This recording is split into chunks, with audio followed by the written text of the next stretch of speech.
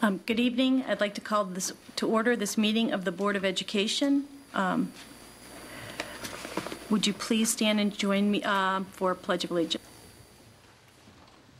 I pledge allegiance to the flag of the United States of America and to the republic for which it stands, one nation, under God, indivisible, with liberty and justice for all. Thank you. The board has been in closed session this evening, starting at 5:45, for discussion of four executive topics: employment of employee, collective negotiations, approval of June 15th, 2010 closed session minutes, and actual potential litigation. Ms. Walsh, can you please call the roll? Mr. Carlquist is absent. Mr. Collins? Here. Ms. Conroy? Here. Mrs. Davey? Present. Mrs. Deroni? Here. Ms. Hirsch? Here. Mrs. Ostajic? Here. 6 board members present, 1 is absent. We will start with our public comments. We have 1 individual who signed up to speak this evening, Elizabeth Dirkscheide.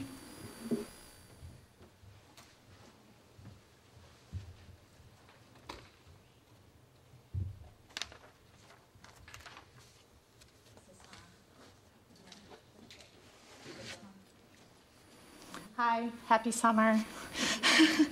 My name is Elizabeth Dirkscheide, and I reside at 301 Edison Avenue in Elmhurst. I have 4 children in District 205 schools, elementary, middle, high school. So I'm here tonight to address the implications in District 205 of the Illinois State Board of Education's recent decision to eliminate the writing assessment requirements for the Illinois State Achievement Tests in grades 3, 5, and 8. Some of you may recall when the State Board made a similar decision in 2004, districts, including District 205, phased down or completely out direct writing instruction.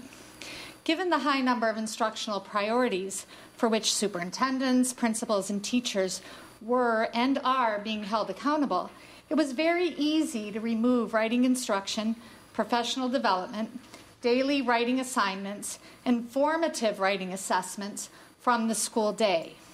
I remember this explicitly as my eldest was in 4th grade at the time. Writing pretty much came to a screeching halt.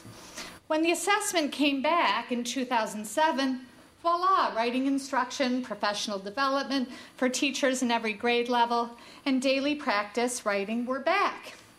The bad news, at least on a state level, is that over those 3 years, overall scores on writing dropped significantly. As a state, it has taken about those 3 years to get us back to where we were in 2004. I also know that here in District 205, turning out great results in 8th grade writing is a challenge for every school in our district. Today at Emerson, my children are benefiting from high writing expectations, regular practice, and integration of writing into every subject, including math. They complain a lot, let's be clear, and it's intimidating to children to write. And they even heard me talking about this before I came, and they were like, yay, the assessment's going away, we don't have to do that. I was like, no. Mom's against that going away. So, and also as Illinois prepares to adopt the new Common Core standards, you'll note that they are very writing intensive. So I urge District 205 to not abandon writing instruction and associated teacher professional development in the face of what appears to be a temporary cost-cutting measure by the state. By all accounts, from award-winning teachers who testified earlier this year in Springfield regarding this proposal, our Illinois writing assessment is aligned with ACT expectations. Further, I hear from credible sources that the writing assessment will be back in some form or another. Please don't allow us to lose ground here. Instead, let's be a model for other districts and look to introduce an evidence-based formative writing assessment in our elementary and middle school levels so that teachers can depend upon it to support strong instruction and strong accountability. Thank you. Thank you. That was our only speaker this evening, so we're going to move on with our meeting. I'm going to go out of order just a little bit here. Typically, we would take action on closed session items at the end of the meeting. We're going to move up and take action on an employment of employee issue at the beginning of the meeting. We have a new individual we'd like to welcome to our district, and we want to go ahead and take action on that. May I have a motion? Mrs. Davey. I move that the Board of Education approve the appointment of Ms. Malaya Smith as the Director of Communications and Public Relations effective August 9th, 2010. Thank you. Is there a second? Second by Mr. Collins. I will ask board members all in favor, please say aye. Aye. Those opposed? That motion carries. And just, I'd like to just take a moment and welcome Ms. Smith to our district. We are thrilled to have her. As we know, we had an opening with Karen Geddes moving on to another district. We are excited with all of the valuable experience that Ms. Smith brings to our district.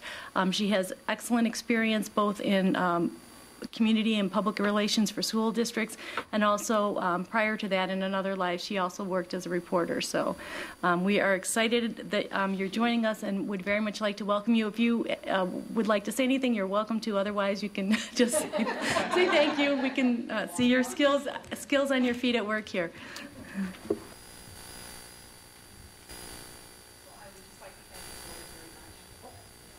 Hit the button, technology. I'd like to thank the board very much for this wonderful opportunity, and we have some parents here that are supporters, and I think that's great, and community members who were part of the interview team, and I'm looking very forward to this opportunity, and I know we have a great administrative team, a great superintendent, and it's going to be wonderful, I think. So thank you very much. I'm very excited. Thank you.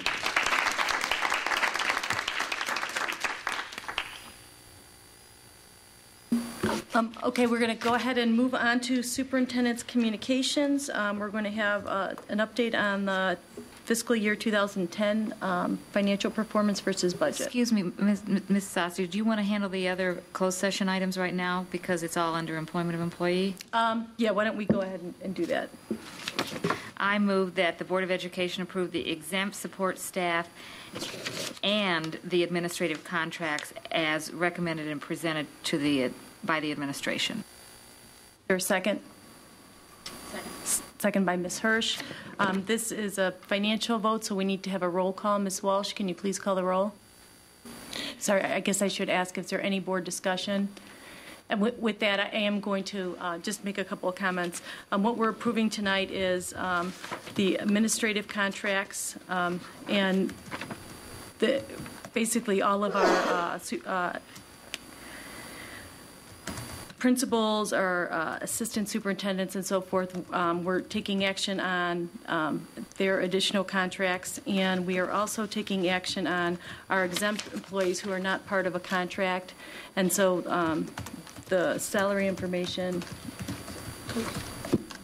For purposes of clarity, the administrative contracts is a formality that we have contracts in place for all of our administrators, as was determined at our budget reduction process earlier this spring, that there would be administrative freezes. So there are no changes to the administrative salaries.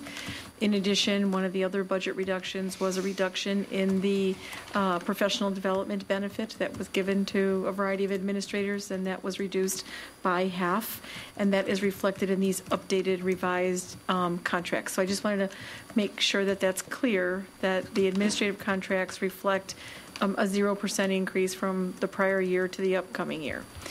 The exempt staff salaries for that are being approved by all of you represent a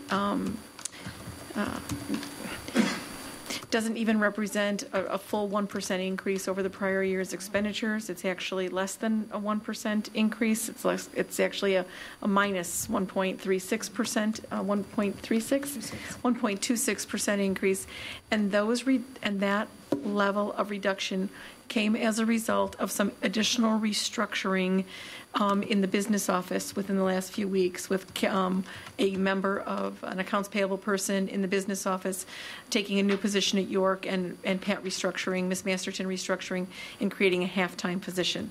So when you see all of those the balance of those reductions, it's less of an expenditure of minus 1.26%. And the average increase within this group is at 1% for those individuals that are having additional compensation in the year ahead. So I just wanted to give some clarity around the action that that you are being asked to take this evening. Okay, thank you, Dr. Krizik. With that, Ms. Walsh, can you please call the roll? Mrs. Davy? Yes. Ms. Hirsch? Yes. Mrs. Ostojic? Yes. Ms. Connery? Mr. Collins? Yes. Mr. Kalkis is absent. Mrs. Droney? Yes. Thank you. We have 6 ayes, no nays, 1 absent. That motion carries. We'll move on with the superintendent's communication. Dr. Krizik? In preparation for 2 things, in preparation for the official audit report that you will hear sometime in September, as well as a prelude to our budget discussion around the FY11 budget, which is scheduled for the first Monday in August. Ms. Masterton wanted to give you an update on really what the FY10 unaudited version looks like, based on and doing a comparison in terms of what our projections were and where we ended up. So this is just a great opportunity to gain perspective about how some factors outside of our zone of influence have affected the budget, as well as some decisions that we made internal to the organization ultimately had on what our fund balances are unaudited projected to be. And that will be the starting point in looking at the FY11 budget going forward. So at this point in time, I would like to turn it over to Ms. Masterton.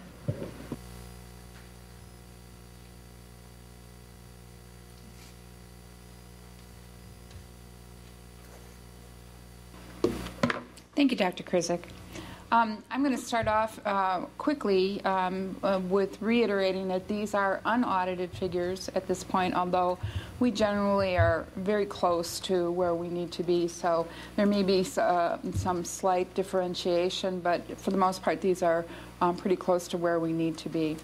Our unaudited fiscal recap in the revenue side, as we've been talking about all through the year, of our concerns about revenue from the state. Our education fund came in at $82,414,723, which is a little more than $1 million less than we had budgeted at the beginning of 2009-10. Our operations and maintenance fund, because of our reworking our levies, came in about $109,000 above what we budgeted at $9,844,946. Debt service, which is levied, of course, by the county clerk, is at $9,870,443. Transportation, again, suffered a huge loss of revenue, and we were actually pretty conservative in our estimates at $2,203,070. It came in at $2,177,040, which was a drop of $26,000. IMRF and Social Security was almost on, as we budgeted $2,634,201 and came in at $2,631,993. Capital projects, we'd hope for more in the range of, and you'll see some discussion later on, of 2 to 2.5% interest. Interest was actually about 0.5%, and so we had interest revenue of $14,000. Working cash, we'd originally budgeted $117,988, hoping that we would have able to budget to levy a little bit more in the second half of the year for working cash. We made the decision not to do that, so there was a difference of $77,014.28. And life safety had a small amount of interest in at $3,776,000. Altogether, our budget came in for revenue $955,460 less than we projected. Our differences are accounted for 2 or 3 different issues. The state owes District 205 about $2.6 million in special education grants, transportation, and mandated categorical grants. Interest income, which was projected at 2 to 2.5, languished around 0.5. And we had hoped that we were going to see a little more property growth than we actually did. When we finished our budget in September, late in October, we met with the township assessors, and they provided us with the bad news that we would have limited property growth.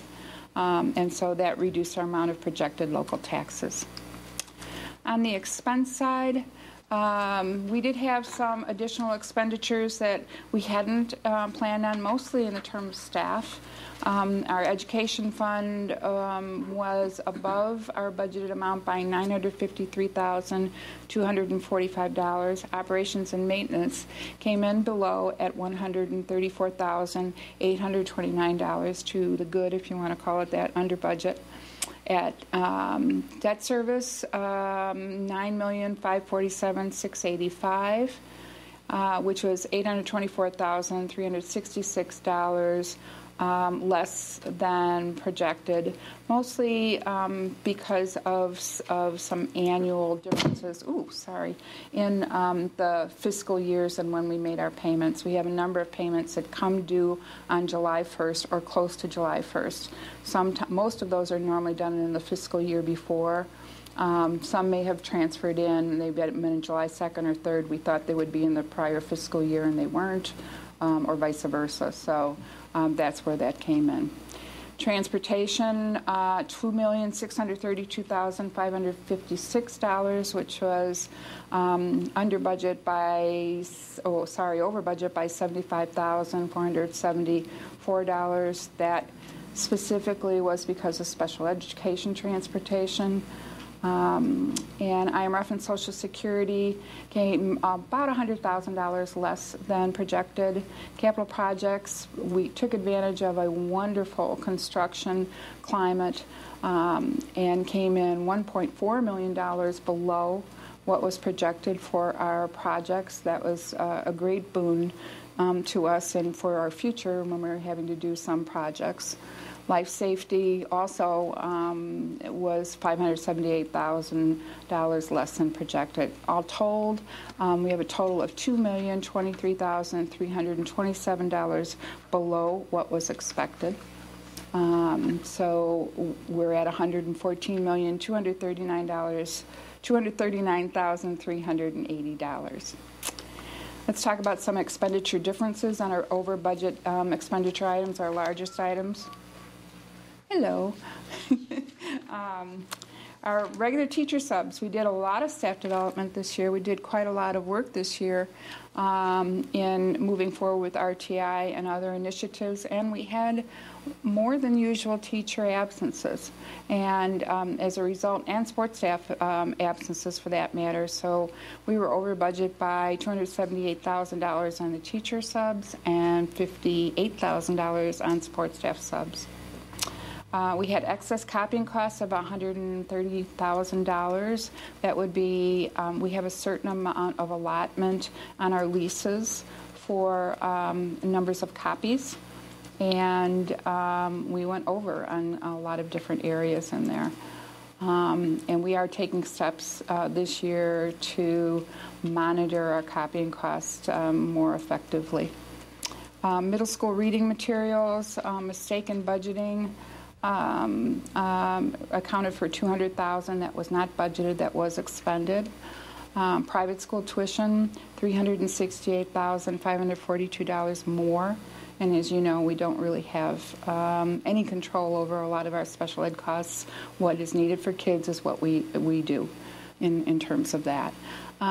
We changed our behind-the-wheel program a little bit and had some unexpected additional expenditures of about $60,000. Special ed salary expenses at York,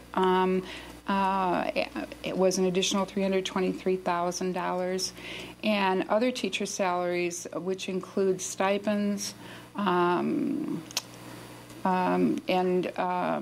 Like bilingual teacher, there was a couple of bilingual teachers that were added, and some other costs along with that were another $272,000. Extra duties such as supervisions and cafeteria supervision.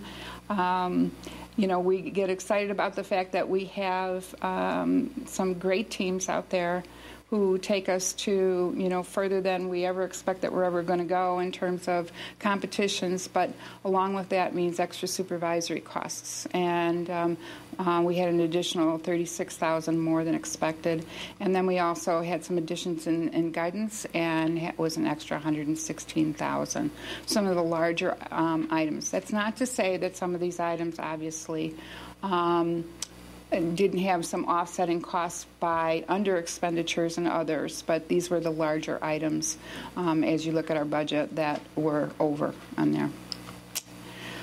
So our fiscal activity shows an ending funds balance in the education fund of almost $15,800,000, $5,175,000 in operations and maintenance, debt service at $1.748 million. Transportation is right down to the wire at $15,094.30. IRS and Social Security has a little over $400,000, and we have almost $3 million in capital projects for the future. Working cash has $4,411,318, and life safety has another $1,065,000.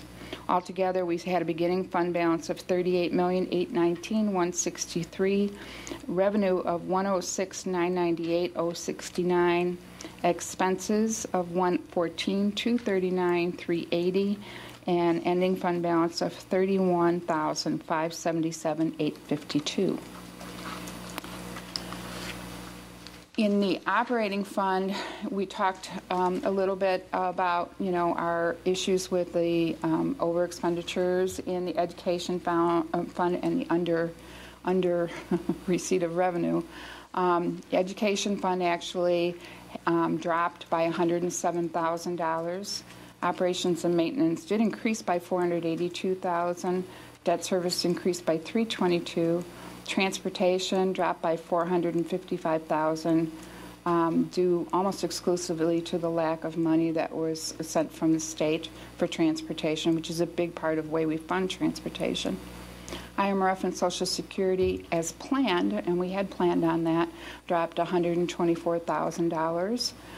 Capital projects, of course, we spent capital project money that we had from a prior year, and so that did drop by $7 million. Working cash went up by almost $41,000. Life safety, we expended some life safety money for the parking lot at Bryan at $365,682.81. So we have spent more, a little over $7.2 million, but remember $7 million of that money was for capital projects. A little over $7 million was for capital projects, of which we had money from a prior year. So we didn't receive revenue, we used revenue in our fund balances from a prior year for our capital projects. Our operating funds actually came in a little less than $164,000 expended more than received in that. Our fund balance ratio, based on what we had projected last year in our budget book versus this year, the ratio of fund balance to expenditures for the operating fund in 910 is 26.5%. We budgeted at 28.6%. Our ending fund balance for the operating fund is $25,807,991. The ratio of fund balance to expenditures for all the funds in 910 is 27.6. That was budgeted at 26.2. So we did better than expected because of the capital projects fund and the healthy construction climate. Our total ending fund balance for all funds is $31,578, and that's a little over $1 million more than expected. Just to give you a recap of variance to the budget, our budget assumptions had expenditures of 5 additional teaching staff after August 15th of 2010 and 18 additional PSRP. We, in fact, had 10 additional teachers in ELL and special ed altogether, and in added sections for the high school, including driver's ed, and 38 additional special ed PSRP. That makes a big difference in our budgets. But as we've talked about before, in order to comply, we have to have ELL teachers. Special ed is as need applies and what and the children need.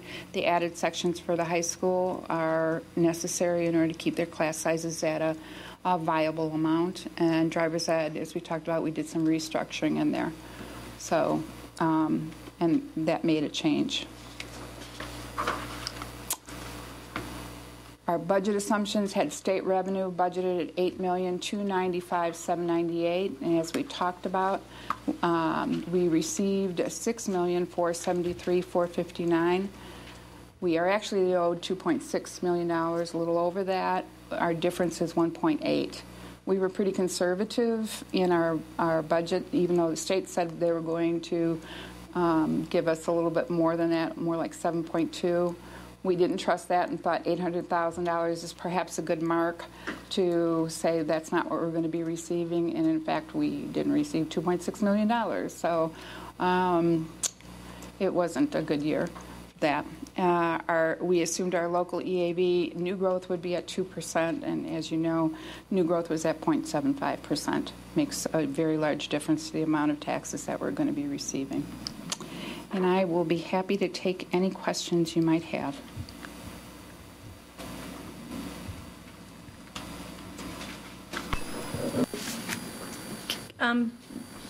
When you were talking about the overages, when I was reviewing this, I had a different assumption about what private school tuition was.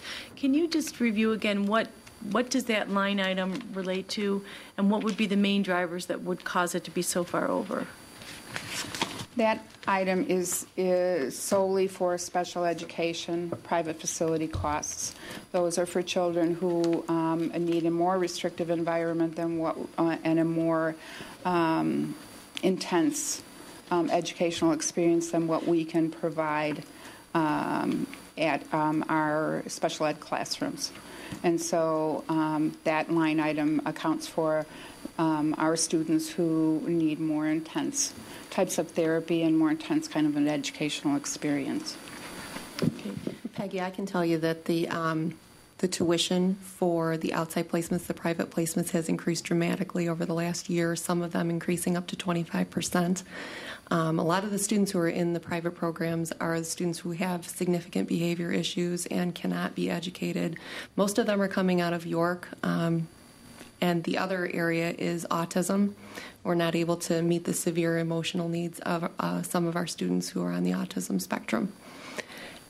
Tuition for a student in an alternative program who is afflicted with autism could range from $50,000 to $85,000 a year.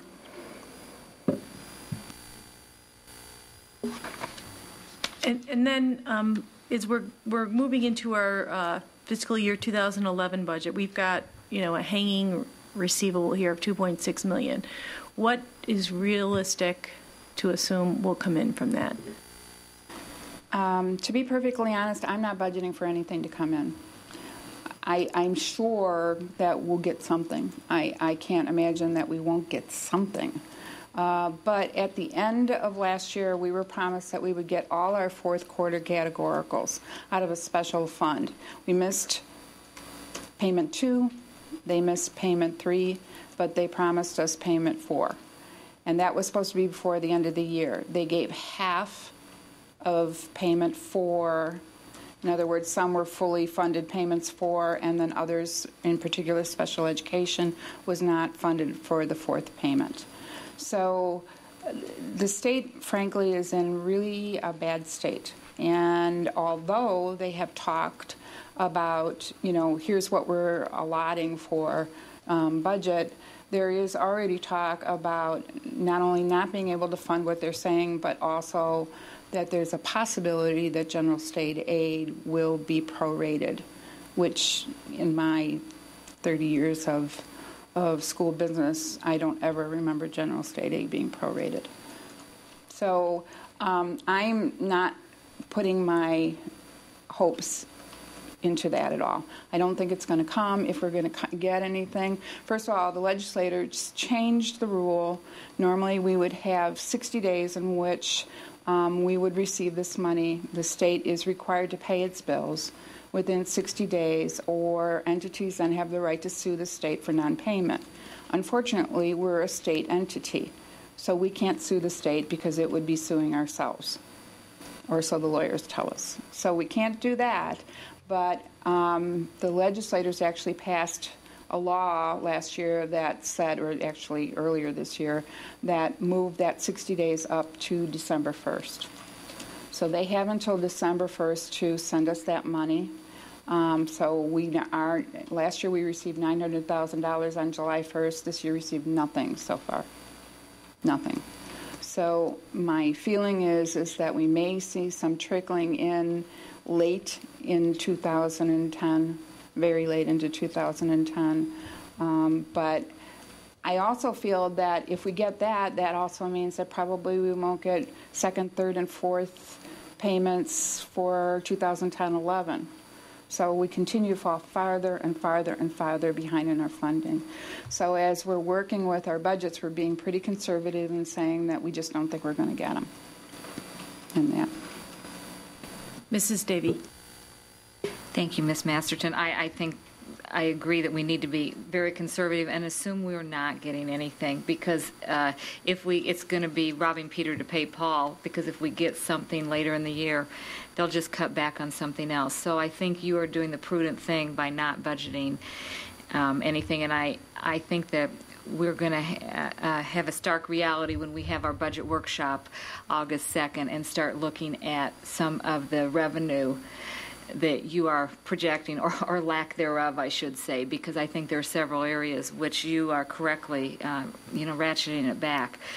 On this PowerPoint slide presentation, expenditure differences, it kind of jumps out at you that the large items that were over budget that were related to York High School. And I'm assuming that some of them fall into the special ed category because you referenced the additional PSRPs and the additional teachers. Is that the bulk of those expenditures? Well, and could you kind of comment on two things? One, what else there might be that were drivers of those being higher besides special ed costs?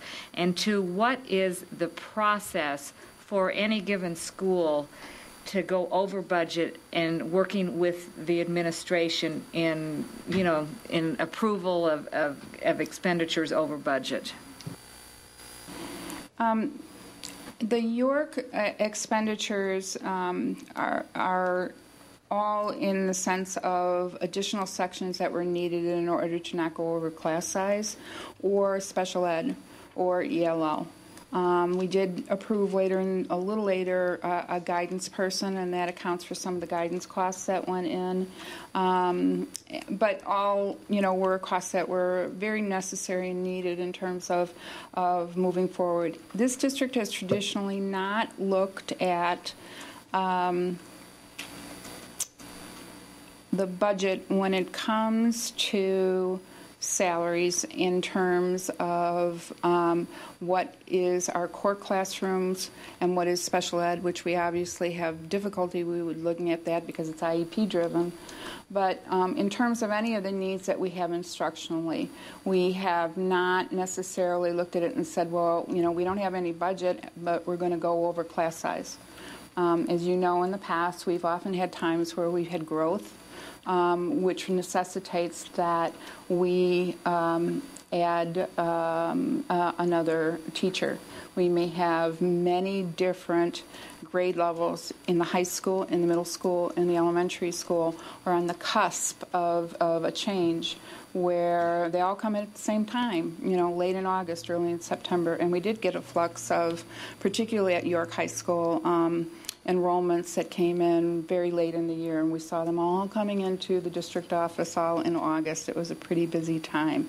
So those kind of things happen. We build in, and we attempt to build in a cushion for that. And as I said, we built in 5 teachers. We ended up getting 10.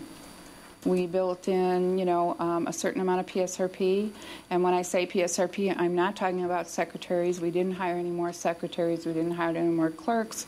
We hired more aides. And we hired more aides because there was a need for more aides for special education. So those are the things that kind of jump out at that are necessary and needed. We haven't looked at that in the past. In terms of stopping us from doing what needs to be done in order to make sure that we have a viable instructional program. We are certainly looking at them now, and we're also trying to hone our personnel process and our HR process and as it mixes with the budget to make sure that we're well aware of what's going on. But things, for instance, like teacher subs. We have no control over how many days off a teacher takes, or how many maternities we have. That means that we have long-term subs that rack up the costs a little bit more, or illnesses, long-term illnesses, that also are more expensive in terms of a long-term sub. So we don't have any control over that. It's just that we always hope for it.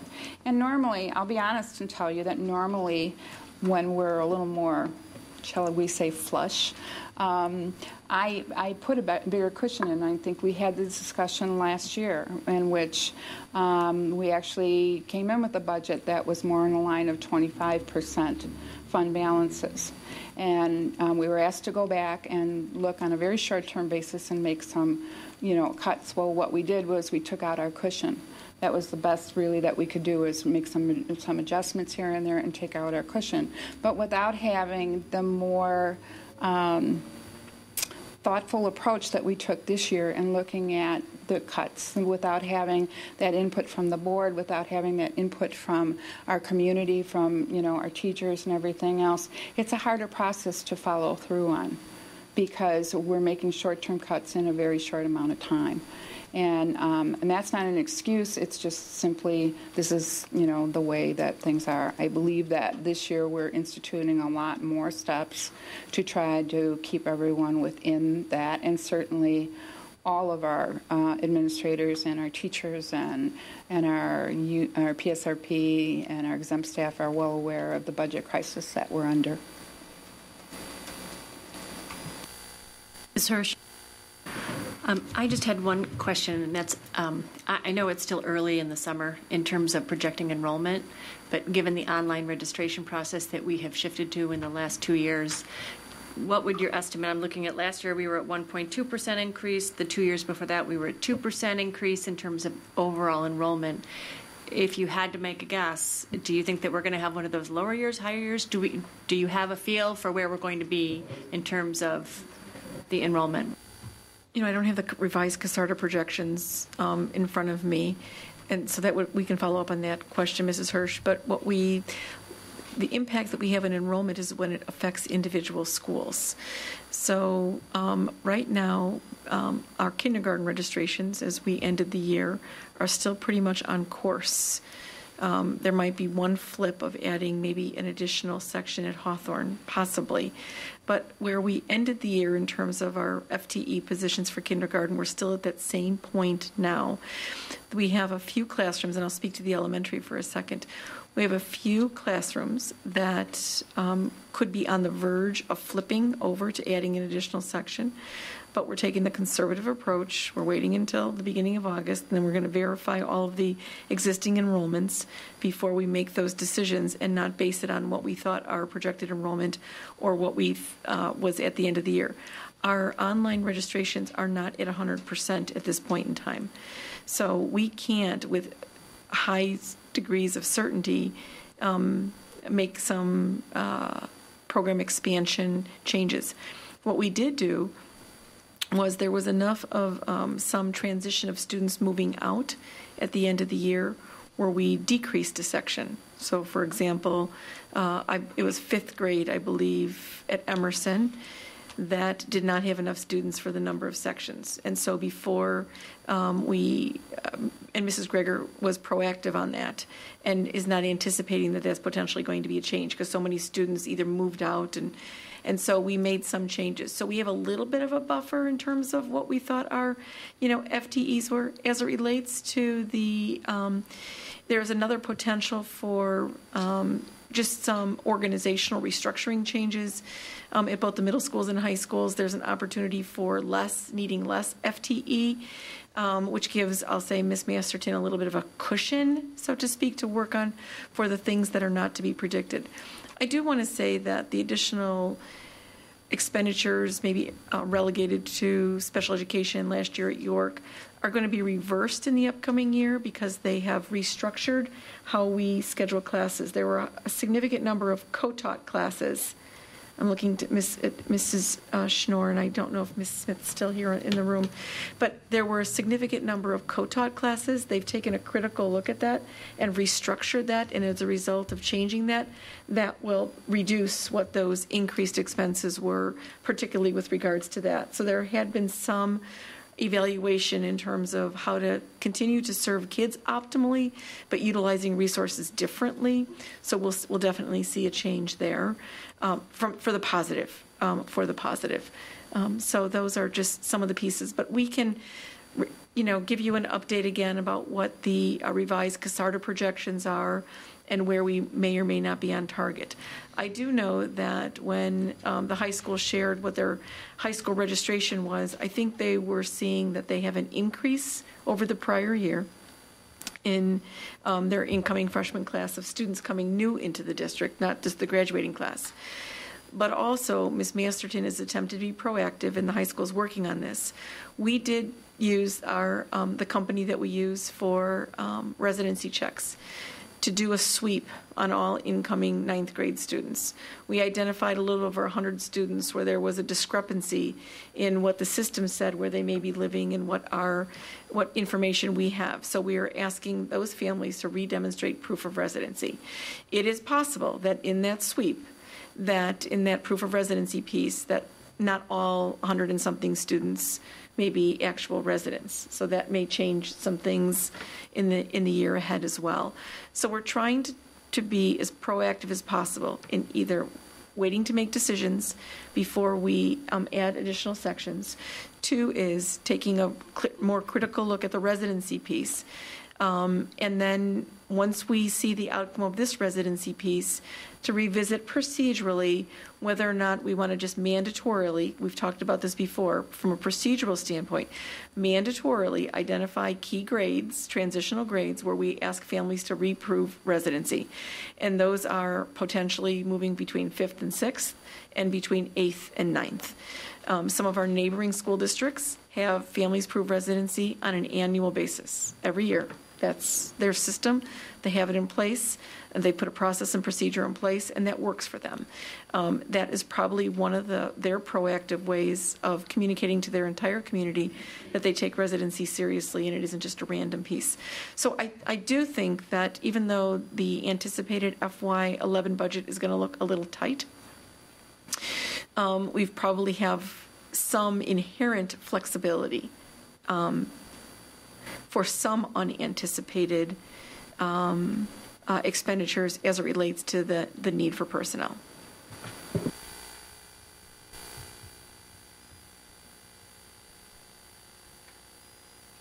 Are there any other board questions on this? Okay, seeing none, thank you very much, Ms. Masterton. We appreciate the information as we move into our new budget. Wish there was some good news that you could have thrown out there for us. We're going to move on our agenda. Our next item on our agenda is if I can pull that up, it's the superintendent's. Okay.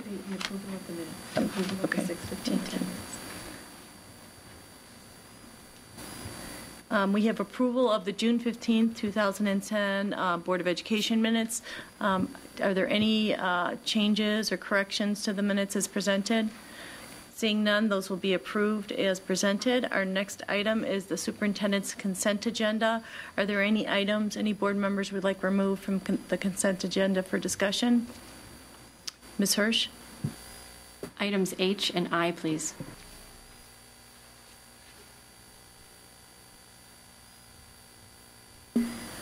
Thank you. May I have a motion, Mrs. Davey? Mr. Collins? G. Okay. So we are removing items G, H, and I. May I have a motion? I move for the approval of the superintendent's consent agenda with the exception of items G, H, and I. Is there a second? Seconded by Mrs. Conroy. We have not bills, financial reports. We'll call the roll. Mrs. Walsh, can you call the roll? Mrs. Davy? Yes. Ms. Conroy? Yes. Ms. Hirsch? Yes. Mrs. Ostajic? Yes. Mr. Collins? Yes. Mrs. Droney? Yes. Mr. Kalkwis is absent. We have 6 ayes, no nays, 1 absent. That motion carries. May I have a motion? Ms. Hirsch? That the Board of Education approve the contract with SR Images to provide photography services at York Community High School at no monetary cost to the district. Seconded by Mrs. Droney. Any board discussion? Mr. Collins? Here's my question. I was contacted by a few parents who had the observation and concern that their observation was there's a lot of kids in the York yearbook whose pictures aren't there next to their names. And their concern was that all these pictures are taken before school starts or over the summer. And that to their knowledge, there was no makeup days during the beginning of the school year for kids to have their pictures taken for the yearbook. My question is, are there makeup days? And if not, can we work that into the contract? In getting additional information on that particular issue, the new company has contacted all families twice of students who have not been photographed as of yet, and they've also received a postcard. They have made more appointments, and they are willing to add days beyond the August 13th deadline. So that will be something to be scheduled. So this is a new company willing to certainly make, a good first impression, and so there will be an opportunity that will somehow need to be communicated, and whether that comes through York or comes through the imaging services, the SRI imaging services, that'll be something that'll be communicated. But I think they've been a little bit more proactive with trying to reach and contact families as opposed to just a one contact communication and then letting it fall out. We called a household, they didn't show up, that was the end of it. So this company seems to be a little bit more proactive, and then they have expressed a willingness to add additional days beyond August 13th. Thank you. Okay.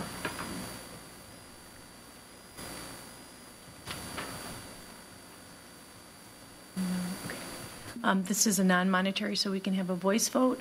All in favor, say aye. Aye. Those opposed? This motion carries. May I have a motion for item H or I? Ms. Hirsch? That the Board of Education approve entering into a 1-year agreement with Gold Star Learning, Inc. for the Mastery Manager web-based software program for a cost of $27,593, along with the additional scanner purchasing cost not to exceed $20,000. Is there a second? Seconded by Mrs. Conroy. Any board discussion? Ms. Hirsch? I had submitted a question to Dr. Sullivan, and I just want to clarify. We currently have some software. If you can give us a little more background on what we currently have in place, what this is going to be providing for us, and then I have a follow-up question. Okay, currently what we have in place is a software system that we use as part of our Reading Street series at elementary called Success Tracker.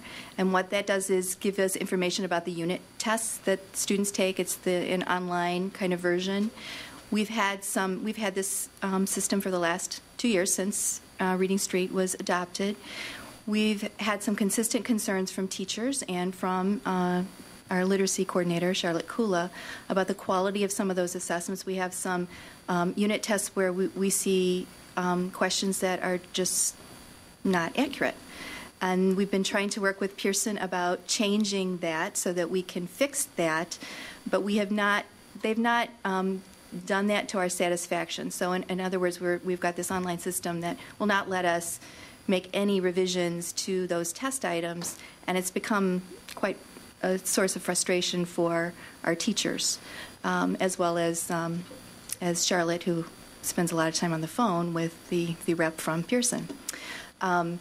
So in looking for what were some of the other alternatives to try to help us, we looked at some other products that were part of that whole Reading Street piece, but also became aware of Mastery Manager through many of our other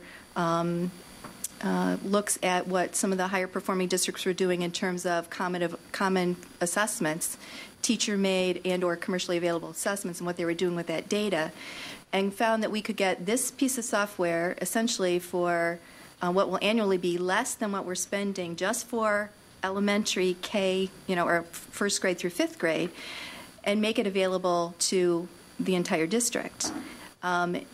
What Mastery Manager will do, which our secondary folks are very excited about, and I'm sure if Diana's back there, she's going to agree, is will really give teachers a capability to scan in their assessments, and it can give them information immediately about which students didn't meet certain standards, because the items can be coded based on standards, so they know exactly where to go in terms of their instruction.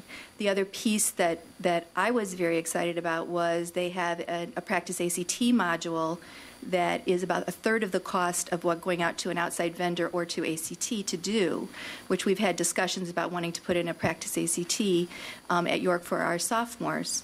And they can do that with this software at a pretty significantly reduced cost from what I've seen and had talked to other districts who are having other people come in to do that. So we've had principals look at it. We've had some groups of teachers look at it. People have seen it that have taken trips to Stevenson High School, to some of the Kildare districts. They're very excited about the potential, and we think for what we're spending for a product that we're not very happy with at elementary, to get something that we can use across the entire district is, very exciting for us. My question stems from, I took a look at the screenshots that you sent us in terms of the sample types of reports and those kind of things, and it is incredibly thorough. It is incredibly rich in terms of the way that you can, sorry, my computer's trying to restart, the way that you can look at student progress and how groups of students, how teachers are doing in terms of teaching groups of students.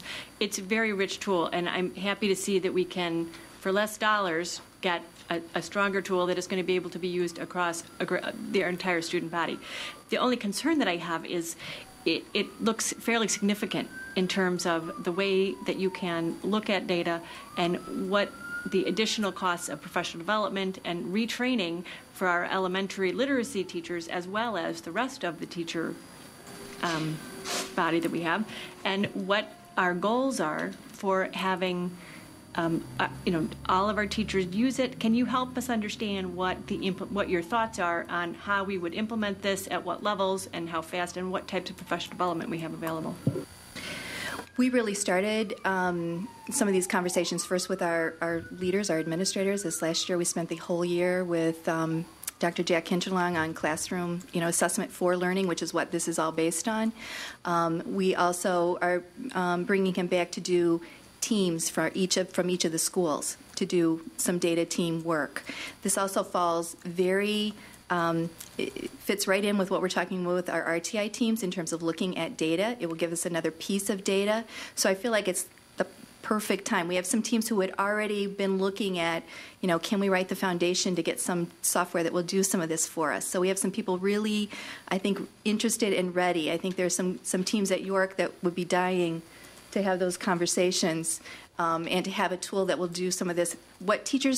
It does for teachers what they have to do by hand. And when you are, if you've got 150 tests, you can't make that kind of analysis by hand without taking forever. So this does it in a matter of minutes. And it will take some professional development. I think we've started that process, and we know that we'll continue that with what we've got going on with the assessment for learning piece. We're going to continue that data team piece, how to facilitate data teams with our administrators this year. We're going to continue that focus, and hopefully continue to move forward. One last question. Given how it might be received, is $20,000 enough scanners to allow all the teachers to be able to scan all of the different assessments that they create? We think that's where we need to start. David Smith and I have talked about that. We've talked to Diana about how York may want to take a look at some additional ones at some point. They probably will when they start to see what this can do for them. But this is our start. I honestly don't think we'll need more scanners at elementary. We'll have to take a look and see if we even do it at middle school. But these are very fast. These are quick. You can do a lot. But we want to make sure we're, starting this with our teams that kind of understand where they're going and will generate excitement within the rest of the staff. But there may be down the line the need for some additional ones, or buildings may decide from their own building budgets that that's something that they want to do if they're really ready to fly with it. I just have to make the comment that one of the really exciting things about the Reading Street was that they had that additional element. So it really is a disappointment to find out after the fact that we're really not able to get what we need to from it. But I commend you for moving forward and finding the next alternative and being able to balance that within the resource dollars that are available. With that, this is a monetary item, so we need to have a voice vote. A roll call vote. Mrs. Walsh, can you please call the roll? Ms. Hirsch? Yes. Ms. Conroy? Yes. Mr. Collins? Yes. Mrs. Droney? Yes. Mrs. Davy? Yes. Mr. Kalquist is absent. Mrs. Ostojic? Yes. 6 ayes, no nays, 1 absent. That motion carries. May I have a motion for item I, please? Ms. Hirsch? That the Board of Education approve change order number 1 with JSL Masonry in an amount not to exceed $47,261 for additional work at Field Elementary School. Is there a second? Seconded by Mrs. Conroy. Any board discussion, Ms. Hirsch? Can you just give us a background, some background information on what the change order is and what's required and what it's going to be covering? I'm going to ask Mr. Shute to please come to the podium to provide you with that high-level overview.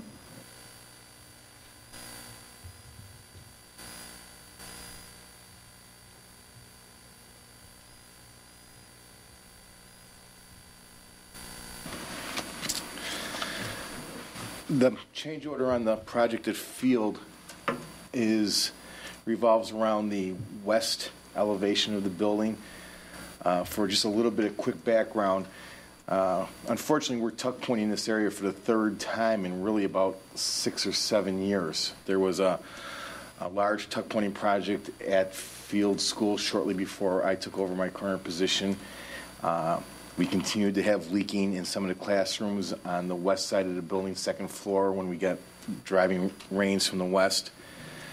So during construction that was occurring for the addition to Field School in phase 1 of the expansion, we went ahead and did some more tuck pointing to that west elevation to try to get those areas not to leak. And they were, within a short period of time, again, during driving rains from the west, taking in water, getting in teachers' desks, files, books, everywhere. As I explained at a previous board meeting this year, not trying to hit our head against the same rock over and over again, we took a different approach and hired a building envelope specialty company to assess what the needs and come up with a more comprehensive plan for solving the problem rather than just grinding and tucking the same areas over again. We've proceeded with that, paying special attention to those areas upon removal of some brick and mortar. What was discovered is the current masonry facade for Field School was added over the original without the original being removed. Literally, there's just I-beams and angles through-bolted to the original school to hold the courses of brickwork and masonry on that elevation. The distinctive limestone arch around the main entrance is also added, just kind of sitting over what was once actually more of not even a Renaissance, but a Gothic feel. It's more similar to how Hawthorne looked at originally. What's happened is the I-beams and angles in some of these areas over the years from the water getting in, from poor tuck pointing jobs, from whatever has occurred over 30 years of water getting in, have rusted and warped and bent in such a way that they cause the bricks to shift, which is why our tuck pointing the feeling is now why the tuck point isn't lasting as long as we would expect. So in one case, it actually necessitated the removal of all the brick from the second-story windows up to the roof over what would be one classroom set of windows, the removal of the entire I-beam, the replacement of the I-beam, and now, of course, the rebricking over that. In other areas where the problem wasn't quite as bad, it's a matter of changing some through bolts and angle irons. But all of it is related to the structure that supports the coursework of brick being straight, level, and not causing, we're hoping, future failures to the tuck point. As it says in the change order, the people at Structure Tech have described this as a 50-year fix. So that's not to say that any tuck pointing could ever last 50 years necessarily, but we shouldn't see failure in the structure behind it or moving of the brickwork over that period of time. So that's the reason for the extensiveness of the work and the reason why the change order is necessary. Thank you. Any other board discussion? Okay, seeing none, this is also a monetary item, so we need a roll call. Mrs. Walsh, can you please call the roll? Ms. Hirsch? Yes. Ms. Conroy? Mrs. Davy? Yes. Mrs. Osicek? Yes. Mr. Collins? Yes. Mrs. Droney? Yes. Mr. Carlquist is absent. We have 6 ayes, no nays. That motion carries. We have covered all of the items on our and again, thank you, Mr. Hsu. We appreciate you being available for some quick input on that. Our next item is discussion of upcoming meetings. We have our next scheduled meeting on Monday, August 2nd. It's a Board of Education budget workshop meeting, and that will be a workshop discussion on our 2011 budget. That meeting starts at 7 o'clock. So that's important to note. Our normal meeting time is 7:30, and it will be here at the District 205 Center. And on Tuesday, August 17th, we have our Board of Education business meeting, and that goes back to the regular time of 7:30. We have already taken our actions coming out of closed session. We have any board communications? Ms. Hirsch? I just wanted to announce as head of the policy committee that the committee of the whole meetings are over. Thank you all for all of your time and energy and effort. The Board of Education undertook, I'm not sure the date that it was actually decided to do this, it was before I was on the board, a revision of the entire policy manual. And it was really a two-phased or two-pronged effort. One is to shift from our old proprietary policy numbering and organization scheme from our current policy manual over to a policy structure that is put in place by Illinois Association of School Boards. So it changed the organization of the manual, it changed the numbering scheme, and in addition to making that shift, the current Board of Education also has sat down and gone through word for word, word by word, quite literally, all of the recommended policies that are coming from Illinois Association of School Board and made changes where we felt that we needed to make it specific to District 205. This process has been very long and very arduous. I was able to count, going back in board docs, 19 separate meetings. 15 of those took place last calendar year. It's been a significant effort, and I want to thank all of my compatriots in this effort. All of the board members have received a hard copy manual on the desk up here of the current proposed policy manual as it sits, and we will be going to first reading of the policy manual at a meeting that is going to be held on August 30th, which has not yet been posted but will be. And at that point in time, we will have any further discussion needed. The other thing I wanted to note is, Dr. Krizik, we had talked about making arrangements to post the entire proposed policy manual on our website and invite the community members and the public to provide us with feedback, much like we did during the budget process. So there will be, if you want to maybe talk to that for a minute. Within the next week to 10 days, we hope to put what you have is the first draft, or what we're going to be discussed at the first readings, which is a board meeting scheduled for August 30th. That will be posted, to put all of these policies there, and just to give more of a commentary option for individuals posting. You haven't publicly discussed this yet. It isn't an opportunity for questions to be asked with answers. The intent is for the community to make observations, pose their questions. All of that would be then gathered and put together in a document for all of you, so that when you have your discussion publicly for the first time on August 30th, you will be able to address those questions publicly. So we're not looking for this to be an interactive kind of piece, but it's a receiving of information. And just as in the budget process, you were able to read all 600 plus, 700 plus comments that the public submitted. This is another opportunity for engagement with the community in a different kind of a way. So we have to figure out how to format it. We have to do it in a way that makes sense. So as you know, you just hired a new director of communications and public relations, and she's not officially here until August 9th. But I do want to have a few little conversations with her just around the structure of this, so it makes sense and it's operational. So within the next, I'll just say, week to 10 days, when we're able to do this, we will post that information onto our website, so it will make it easily noticeable to our community that we have that available. So that's our plan. So just in case some of you didn't have any good books to read over the summer, you've got your summer reading.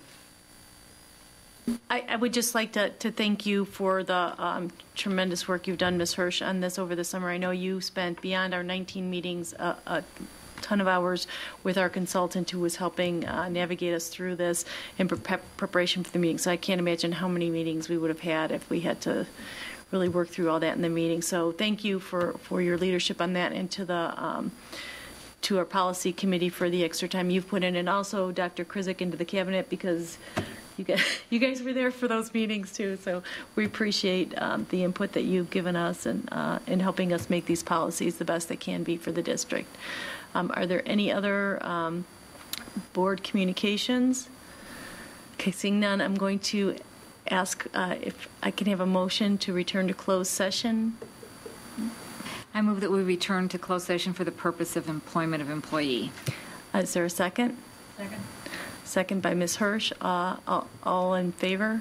Oh, roll call. I'm sorry. Ms. Walsh, can you please call the roll? Mrs. Davy? Yes. Mrs. Hirsch? Yes. Ms. Conroy? Yes. Mr. Collins? Yes. Mrs. Ostajic? Yes. Mr. Kalkwas is absent. Mrs. Droney?